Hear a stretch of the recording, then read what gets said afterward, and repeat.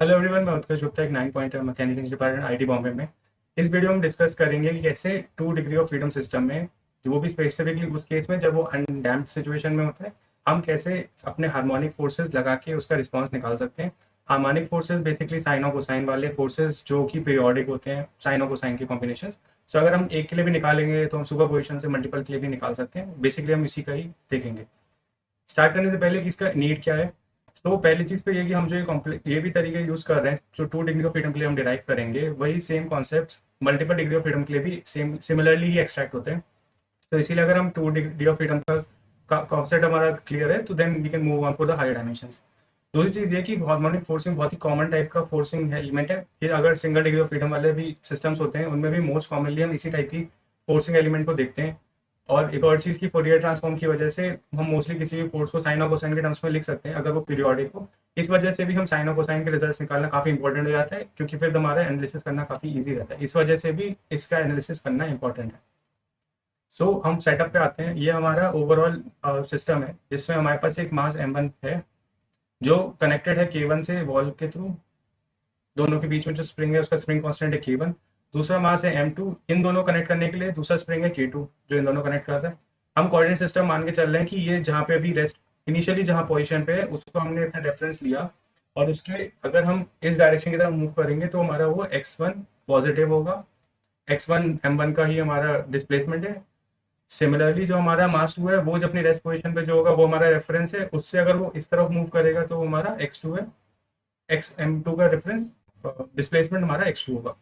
Similarly ये ज्यूम करके चल लेते हैं। अभी के लिए हम f1 और f2 ले रहे हैं।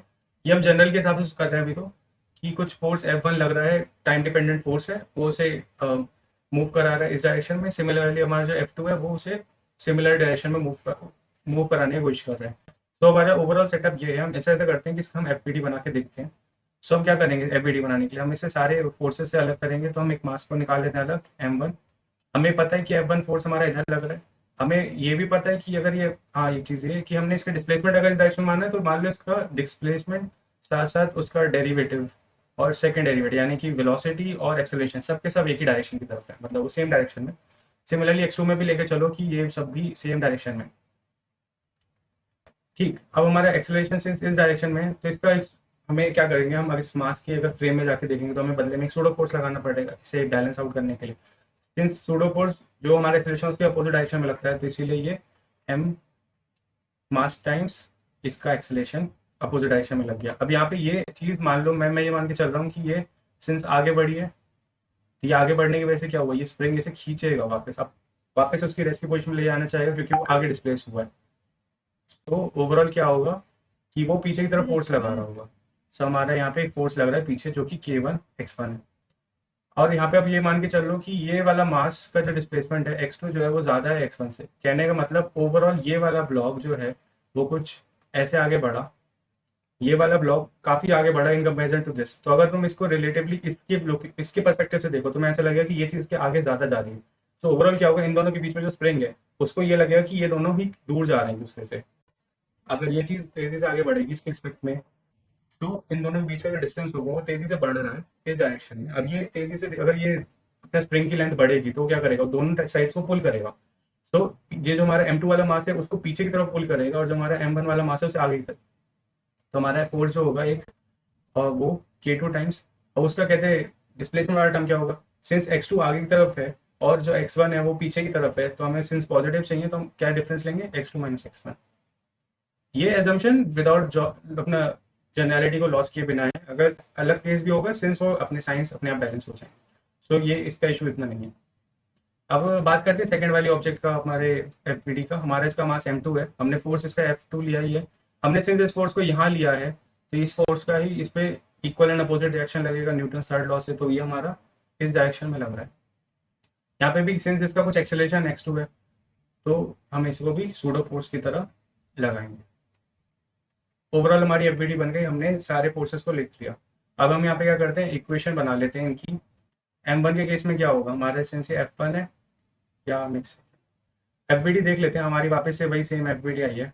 यहाँ पे हमारे पास एक एडिशनल ये हमारा m2 x डबल डॉट 2 और यहाँ पे m1 x1 डबल डॉट, ये दो सूडो फोर्सेज हम वो नहीं लगाए थे। ओवरऑल हमारे सारे फोर्सेज बैलेंस हो गए। तो इसके केस में क्या होगा कि यहाँ पर F1 लग रहा है, ठीक है। F1 के संग क्या ऐड हो रहा है, F1 की नहीं, यहाँ इस डायरेक्शन में देखो, इसको हटाते हैं। सो हमारा ओवरऑल क्या है, इस डायरेक्शन में देखते हैं, M1 के संग x1 डबल डॉट का फोर्स है प्लस K1 के संग x1, इसके डायरेक्शन में ये चीज़ के नेगेटिव में आएगी तो ये K2 times x2 minus x1 हो गया, जो कि किसके इक्वल होगा, F1 के। ये एक पहली इक्वेशन हो गई हमारी। सिमिलरली इसकी अबिलिटी हम इक्वेशन में कन्वर्ट करते हैं तो हमारी इक्वेशन ऑफ मोशन क्या हो जाएगी, m2 x2 double dot plus इसका ये वाला फोर्स बैलेंस करने के लिए ऐड करना है इसे, और हम इसे इक्वेट कर रहे हैं किससे, F2 से। सो ओवरऑल हमारी दो इक्वेशंस आ गई। अब हम यही चीज़ हम इसे मैट्रिक्स फॉर्म में लिखना है। अब इसे चीज़ देखो, हमने इक्वेशन निकाली थी ये, इसमें क्या है, M1 है बट x2 डबल डॉट नहीं है, तो इसका क्या हुआ, हम उसे मान सकते हैं कि उसका मास वाला कॉन्ट्रीब्यूशन जीरो है, x2 डबल डॉट के आगे का जो भी वो होगा कोफिशिएंट वो जीरो है। यहाँ पे क्या हुआ, x1 वाले टर्म्स को एक संग ले लो, तो यहाँ पे x1 के आगे वाले लेने पे क्या होगा, x1, इसको तो मैं ऐसे ही लिख रहा हूँ, x1 डबल डॉट आ गया, यहाँ पे मुझे x1 कॉमन लेना है तो मैं x1 का यहाँ पे आया, ये प्लस K2 आ गया x1 में, और यहाँ पे इसी माइनस में K2 x2 है F1 के। तो क्या हुआ, यहाँ पे x1 के मल्टीप्लिकेशन में ये फैक्टर है और यहाँ पे ये K1 प्लस K2 और x2 के फैक्टर में K2 है बस। सिमिलरली मैं यहाँ पे भी कर सकता हूँ m2 x2 double dot plus, यहाँ पे तो ठीक है डायरेक्ट ही है तो इसको x से एक्सटर्नली करने की कोई नीड नहीं है। यहाँ पे माइनस K2 K1 हमारे x1 के आगे जो कोफिशिएंट आ रहा है वो माइनस K2 का है, और जो हमारे x2 के आगे कोफिशिएंट आ रहा है वो सिर्फ K2 का है। तो यहाँ देखो, यहाँ पे K2 के आगे माइनस, ओवरऑल हमने इसे बस मैट्रिक्स फॉर्म में लिखा है। मैट्रिक्स फॉर्म लिखा है, इसकी इसकी रो को मल्टीप्लाई करना है इसके कॉलम से, सिमिलरली इस रो को कॉलम से, इस रो को इस कॉलम से, इस रो को इस कॉलम से। सो ओवरऑल हमारे पास वो दो इक्वेशंस को हमने मैट्रिक्स के फॉर्म में लिख के सिंप्लीफिकेशन किया है। हमने पहले भी, अगर तुम लोगों ने वाली वीडियो देखी जिसमें हमने इसकी नेचुरल फ्रीक्वेंसी निकाली थी, तो यू नो कि हम इसे कैसे एनालाइज कर रहे हैं। हम इसे एक मास मैट्रिक्स बोलते हैं, इस केस को हम एक हमारा स्टिफनेस कोफिशिएंट मैट्रिक्स होती है ओवरऑल, और ये हमारा फोर्सिंग टर्म है जिसे हम एक्सटर्नल फोर्सेस को यहाँ पे लिखते हैं। अब सिंस हमें हार्मोनिक फोर्सेस को स्पेसिफिकली देखना था, हमारे पास एक इक्वेशन है ये जनरलाइज फोर्स के लिए, हमें स्पेसिफिकली हार्मोनिक फोर्सेस के लिए देखना है, तो हम इसे हार्मोनिक फोर्सेस के नाम पे लिख देते हैं। हार्मोनिक फोर्सेस के लिए बहुत कॉमन है इसे कॉस ओमेगा टी के टर्म को लेना। हमने दोनों तरफ कॉस ओमेगा टी लिया, अगर हम साइन में ही ले सकते हैं कोई इशू नहीं है, बस साइन और कॉस में पाई बाय 2 का फेस का डिफरेंस होता है। तो if you are taking the sine, तो बस ये याद रखना कि अपने रिजल्ट में भी जो रिस्पॉन्स आएगा उसमें भी पाई बाय 2 का फेस का डिफरेंस होगा। हमारे यहाँ पे सिमिलरली क्या हुआ, सिंस हम इसमें कॉस का टर्म डाल रहे हैं एज अ, हम इसे अगर साइनोसॉइडल इनपुट डाल रहे हैं तो इसका आउटपुट भी साइनोसॉइडल ही होगा। सो हमने उसका जो रिजल्ट होगा उसको भी हमने इस फॉर्म में मान लिया। अब यहाँ पे ये जो है F1 0 F2 0, ये दो कॉन्स्टेंट्स हैं जो नोन है।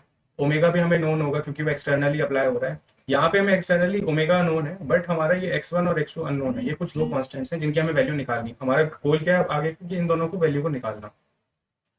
अब हमने क्या किया, सिंस यहाँ देखो हमने इसे अंदर ये वैल्यू पुट करोगे, अच्छा ठीक है, पहले इसका डेरिवेटिव लेते हैं। x1 का डेरिवेटिव करने पे क्या आएगा, x1 टाइम्स ओमेगा, कॉस का होता है माइनस साइन ओमेगा टी, ठीक है। इसका एक और डेरिवेटिव लेने पे क्या होगा, ये x2 minus sine as it is, और वो ओमेगा जो है वो स्क्वायर हो जाएगा, साइन को जो डेरिवेटिव होता है कॉस ओमेगा टी होता है। सिमिलरली इसका भी सेम ही चीज़ आएंगी।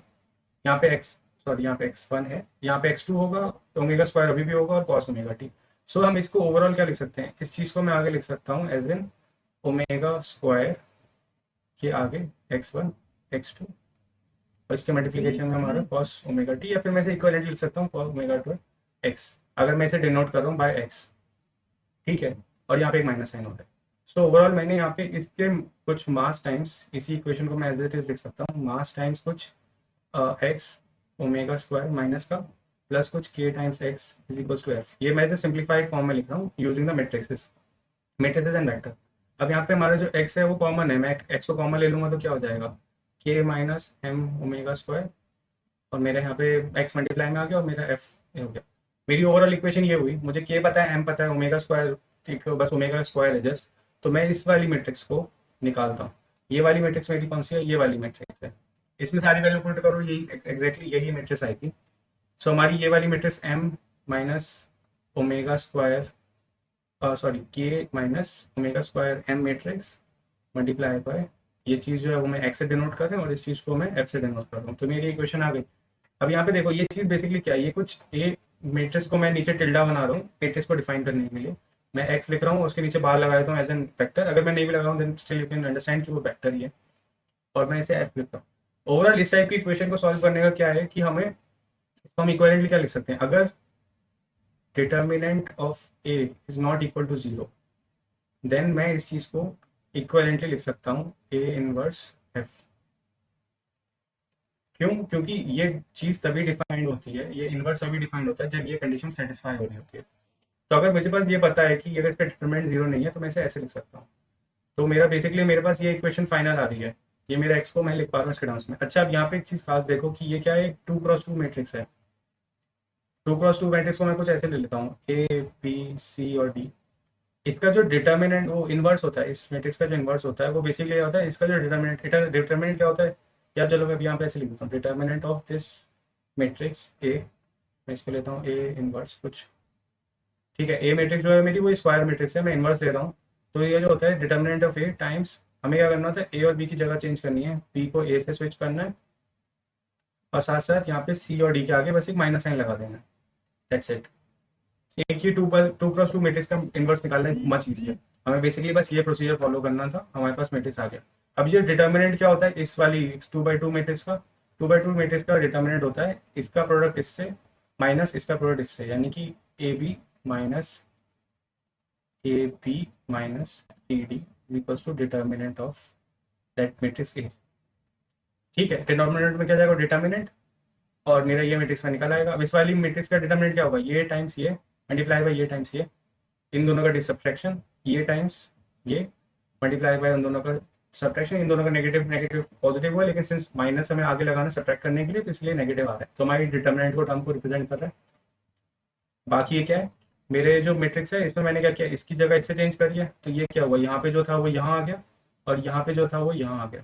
सिमिलरली इसकी जगह मैंने सिर्फ माइनस से मल्टीप्लाई कर दिया, तो ये नेगेटिव से पॉजिटिव हो गया, इसको मैंने पॉजिटिव से मल्टीप्लाई कर दिया। ओवरऑल क्या हुआ, मेरा जो x1 और x2 है जो कि मेरे अननोन कॉन्स्टेंट्स थे, वो मैंने नोन कॉन्स्टेंट्स के टर्म्स में लिख लिया। मैं ओमेगा पता ही हो क्योंकि वो एक्सटर्नल फोर्स की वजह से है, मासेस मुझे पता है क्योंकि वो प्रॉपर्टी है उसकी, के हमें पता है ये क्योंकि सिस्टम में डिफाइंड है प्रॉपर्टी है स्प्रिंग की, और ये F1 हमें सिंस एक्सटर्नल फोर्स है हमें पता है, तो हमें बेसिकली इस टाइप से ये मैट्रिक्स मिल गई।